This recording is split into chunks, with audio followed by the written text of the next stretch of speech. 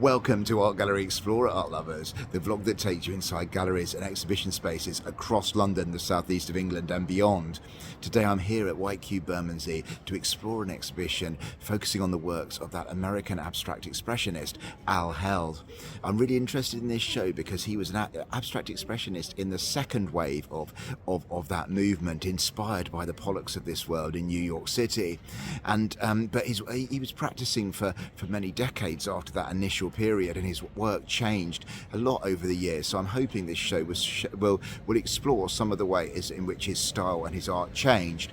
I'm also hopeful, because his canvases are often huge, that the hallowed spaces and the big white galleries of this gallery behind me will be able to show off his works to the full extent. That's really exciting me.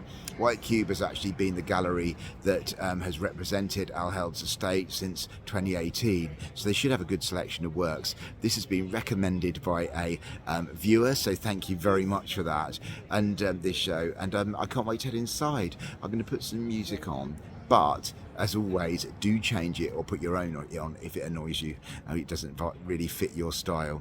Thank you very much, and come in, let's go inside.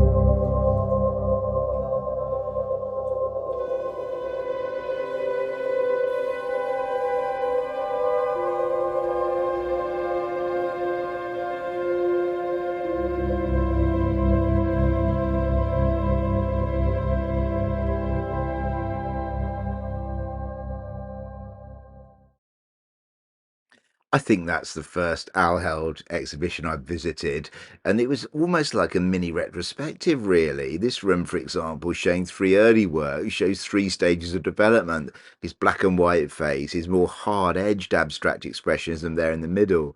And then on the right, the earliest of these three works, actually, which showed a seminal leap from the dibs and dabs of pure abstract expressionism to more concrete shapes and primary colours.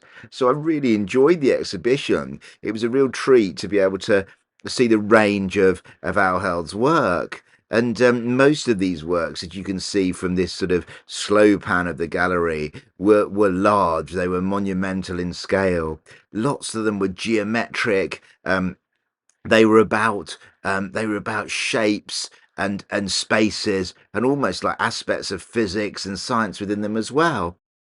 I suppose I found it really interesting to look at um, all the different influences and things that were going on in these works because there was so much geometry, architecture, science, structure, color, and they were constantly developing. And it made me realize that Al Held was an artist who was constantly looking for ways to innovate and refine the expression that he had and used. It's important to say as well that although, as you can see from this slow pan of one gallery, not all the works, as you can see here, were huge. I apologise for not putting the sizes on this vlog. Two works particularly stood out, and if you went to the Al Held show, I would love to see if these stood out for you too. The first, Roberta's Trip, was one of a series of works painted almost like in memory of his sister, his only sibling, who he's very close to and who died of cancer.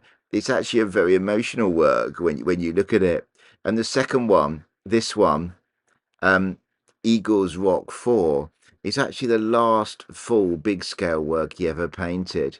He painted at age 75 in the year before his death in 2004. And it's apparently the first time that this work's been shown in public, certainly in the UK. So it's really special to see that. Overall, I was really glad I came to this exhibition and learnt more about an artist I knew little about, and want to thank the art lover for on the vlog for recommending it. I got there just as the show was about to shut on the 1st of September, but hopefully this small vlog gives you a sense of the Al Held show here in London.